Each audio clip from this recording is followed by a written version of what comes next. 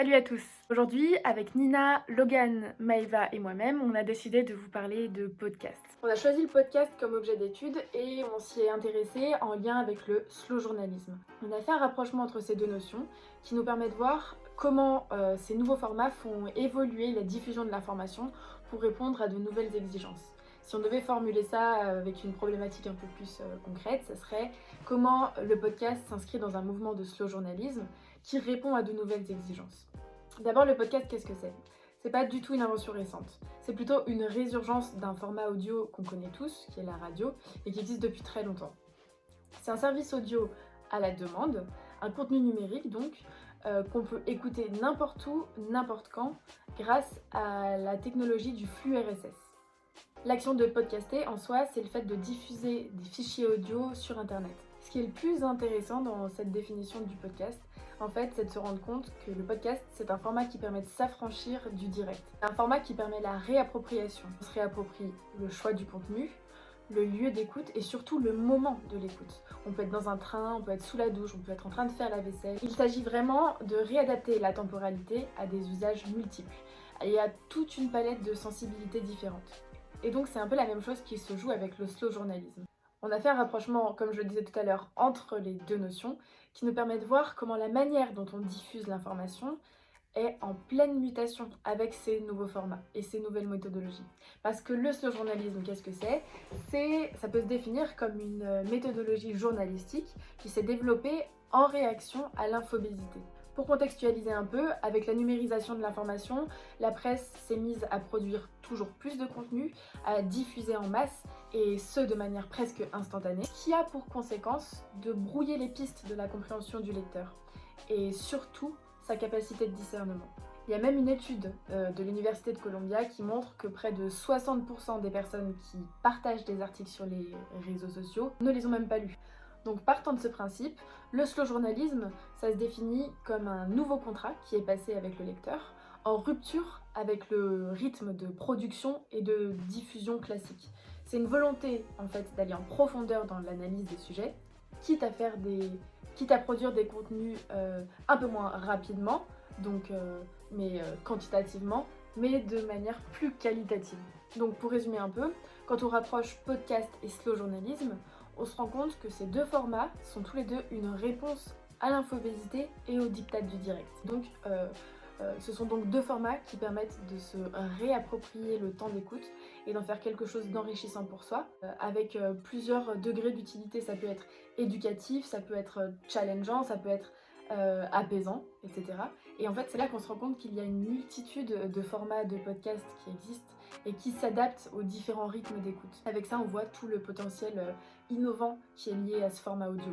Il existe par exemple des podcasts de fiction, des podcasts d'histoire, documentaires, d'apprentissage et de conversation. Et justement, on a décidé de vous faire écouter un extrait d'un podcast de conversation qui s'appelle Les couilles sur la table, qui pour nous est un exemple type d'innovation par rapport à ce format audio.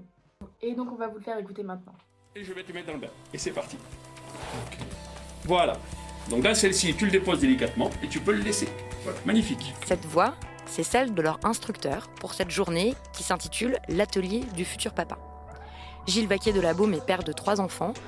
Il était préparateur en pharmacie et puis il s'est reconverti en spécialiste de la petite enfance il y a 6 ans. Depuis, il a formé près de 4000 futurs pères. Certains participants sont venus de leur propre initiative, d'autres ont été poussés par leur conjointe. Vous pouvez citer toute chaîne. Non mais, c'est la seule fois où je pouvais citer toute chaîne. Dans une catégorie que je pense qu'il a jamais eu l'album de l'année, le machin de l'année. Bref. Je vous disais pour le clip, c'est très intéressant. Et surtout, c'est un des mecs qui a le plus collaboré avec des rappeurs de beaucoup sont peu. Comment se fait-il que le podcast ait si bien embrassé la tendance du slow journalisme ? Tout d'abord, les deux convergent vers un traitement similaire de l'actualité. Ceci étant dû pour le slow journalisme à une philosophie du refus de l'immédiateté et de l'actualité chaude, et pour le podcast natif à une imitation due au format pour l'actualité, l'oreille humaine n'étant pas aussi apte pour engranger autant d'informations que l'œil, condamnant le podcast à être un mauvais allié de l'actualité. Le podcast, comme porteur du slow journalisme, se distingue des autres médias par la profondeur du sujet abordé et l'approfondissement des recherches autour. l'actualité laisse place à la spécialité. Un bref coup d'œil sur les podcasts les plus en vue du moment nous permet de nous rendre compte que les podcasts sur l'actualité sont quasiment inexistants.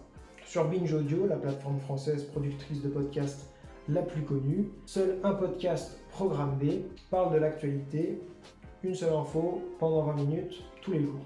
Si l'on continue notre exploration sur la plateforme, on se rend compte que les sujets qui tournent majoritairement sont les questions sociétales, la science et l'histoire. Un autre point commun essentiel à aborder demeure celui de la narration. Le slow journalisme se distingue par des normes narratives extrêmement élevées. Des normes que l'on retrouve dans la construction des podcasts. Le développement narratif d'un angle et ou d'une opinion politique le long d'une solide stratégie de storytelling est un essentiel de tout bon podcast. En post-prod, le monteur son n'hésite pas à couper, raccourcir et déplacer les interviews pour que le développement du propos soit plus clair et plus confortable. Une exigence dans la forme que l'on retrouve dans les articles de slow journalisme. Le confort de lecture ou d'écoute est essentiel pour faire adhérer le lecteur ou l'auditeur à un développement rigoureux du sujet. À cela, enfin, il faut souligner que leur cible est la même. Un lectorat et un auditoire exigeants en matière de profondeur de contenu et de qualité d'écriture. Souvent cultivés, étudiants, enseignants, professionnels des médias et de la communication, ils sont intéressés par un sujet très précis dans lequel ils disposent déjà de solides notions. Les articles de slow journalisme et les podcasts sont une occasion pour eux de découvrir calmement un sujet, y réfléchir et y revenir par la suite.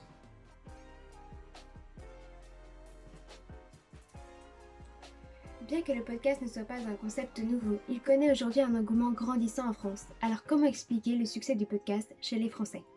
Eh bien tout d'abord, c'est un format on-demand. Les auditeurs n'ont pas à s'organiser pour pouvoir assister à un programme, qu'il soit à la radio ou à la télé. Grâce au podcast, natif ou de rattrapage, il est possible d'écouter le contenu quand on veut et où on veut. Le rythme de l'actualité change pour les auditeurs. Au lieu de suivre les journaux télévisés ou les flash infos à la radio en temps et en heure, les gens se donnent du temps avant de prendre connaissance des événements. Les auditeurs ont donc une certaine liberté puisqu'ils peuvent choisir leur émission selon leur humeur, leur temps ou leurs besoins, sans pour autant être submergés par l'information et le rythme effréné des médias traditionnels. C'est aussi le cas avec les podcasts natifs. Les auditeurs peuvent choisir le programme qu'ils souhaitent, où ils le souhaitent et quand ils le souhaitent, d'autant plus qu'ils sont créés sur le fil et que les gens les écoutent si le programme leur paraît intéressant. Enfin, dans les podcasts natifs, le programme est planifié longtemps à l'avance avec le choix des intervenants, le sujet, les aspects de celui-ci qui vont être abordés et la forme du contenu. C'est aussi une liberté pour les producteurs de podcasts. En plus de ne pas avoir de programmation stricte, la différence avec la radio est que les sujets et formats sont plus libres. Les producteurs et intervenants ont plus de liberté quant au choix du sujet et à la manière dont ils l'abordent. Ils peuvent s'octroyer le droit de donner leur opinion et leur point de vue sur une question. C'est notamment le cas avec les couilles sur la table de Victoire Toyon. La jeune femme explique qu'elle a eu du mal à mettre en place un programme pour son sujet, la question des féministes, notamment à la radio car il n'intéressait pas les grands médias. En effet, ceci laisse peu de place aux grandes voix et aux sujets qu'on appelle de niche. Les podcasts viennent assouvir ce besoin pour les minorités de se faire entendre. Il permet d'échanger, de réfléchir, d'apprendre sur un sujet peu représenté dans les autres médias. Le féminisme, par exemple, a du mal à se faire une place dans le grand monde médiatique. Mais les studios de podcast s'emparent du sujet. C'est la preuve en est avec Binge Audio pour les couilles sur la table et Nouvelles Écoutes pour la poudre et quoi de neuf. Les auditeurs ne manquent pas à l'appel de ces sujets niches. Au contraire, beaucoup d'entre eux ont la joie de découvrir que des sujets passés trop longtemps sous silence se révèlent enfin au grand jour, ce qui permet ensuite de créer des communautés pour qui ça fait du bien de parler de différents aspects de la société, trop peu discutés à leur goût. Ces podcasts, comme Kif Taras de Rokhaya Diallo et Grace Lee, donnent la voix aux minorités et aux personnes qui ont besoin de s'exprimer devant un public, besoins qu'ils ne peuvent pas combler à la télévision ou à la radio. Ce qu'on peut dire du podcast, c'est qu'il offre beaucoup de liberté, que ce soit aux auditeurs ou aux producteurs, ce qui explique son succès grandissant aujourd'hui.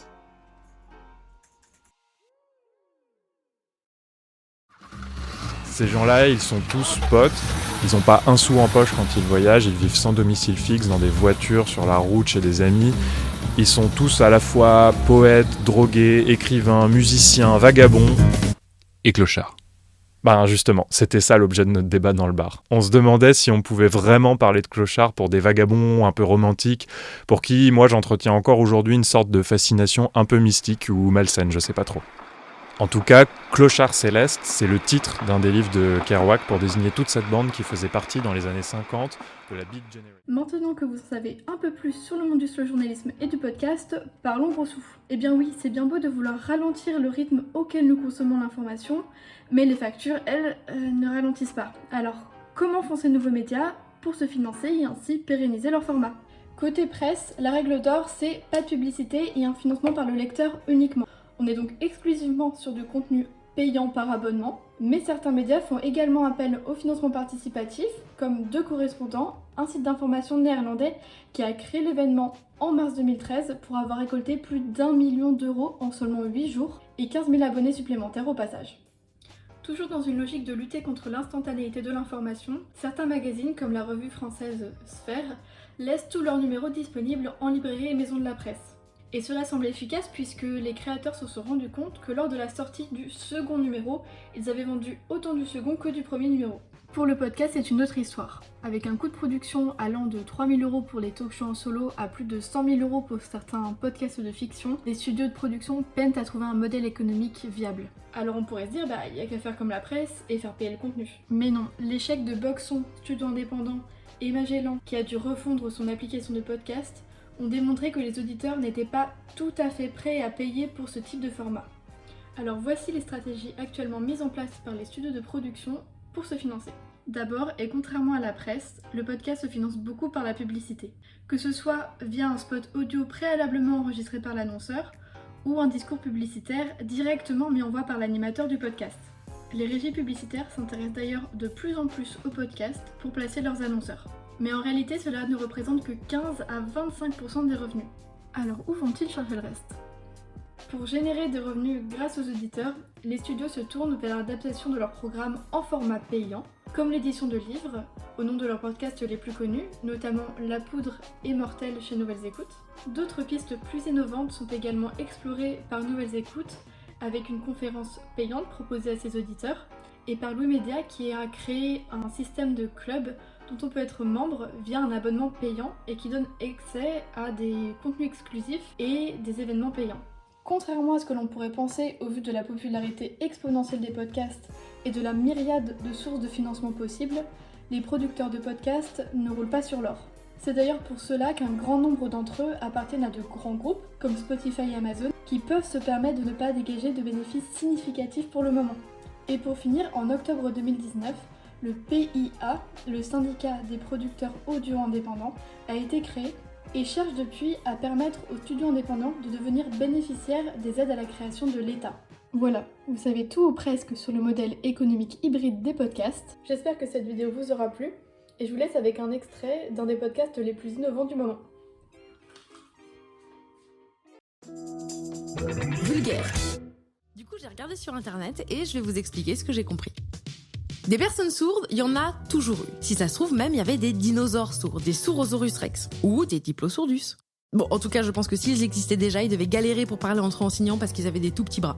Bon, ensuite, vous connaissez le bazar, hein, les dinos ont eu des petits soucis, ils ont dû se confiner le cul sur une île qui s'appelle Jurassic Park. Du coup, bon, des bactéries sont devenues des poissons, qui se sont fait pousser des pieds et des poumons, ils sont sortis de l'eau et ça a fait les hommes de Cro-Magnon. Là, ils se sont dit que finalement, 2 pieds, c'était largement assez pour avancer, ils ont chassé les mammouths, inventé le feu et par des trucs dans la grotte de Lascaux, vous connaissez le bazar. Vous avez un T-Rex ? Vous dites que vous avez un T-Rex ? Redites ça. Oui, nous avons un T-Rex. Bon, et bah tout ce temps-là aussi, là, il y avait des personnes sourdes. Non mais je sais que je vous dis un truc évident, hein, mais quand même. Du coup, les gens, tranquillou bilou, ils se disaient « Ah bah attends, ils entendent pas, ils font des gestes pour s'exprimer, ils sont sûrement un peu cons. » Et quand je vous dis que des gens disaient ça, c'était pas genre 2-3 personnes isolées où tout le monde s'entend pour dire que c'est des trous du cul. Non, non, c'était beaucoup de gens, dont notamment les vedettes de l'époque, Platon et Aristote, qui étaient l'équivalent de Bernard-Henri Lévy, mais en toge. Eux, ils étaient en roue libre. Ils ont estimé que puisqu'ils n'entendaient pas, les sourds ne devaient pas avoir accès à la raison, à l'intelligence, quoi, puisque eux, Platon et Aristote, ils n'arrivaient pas à différencier les personnes mutiques et les personnes sourdes.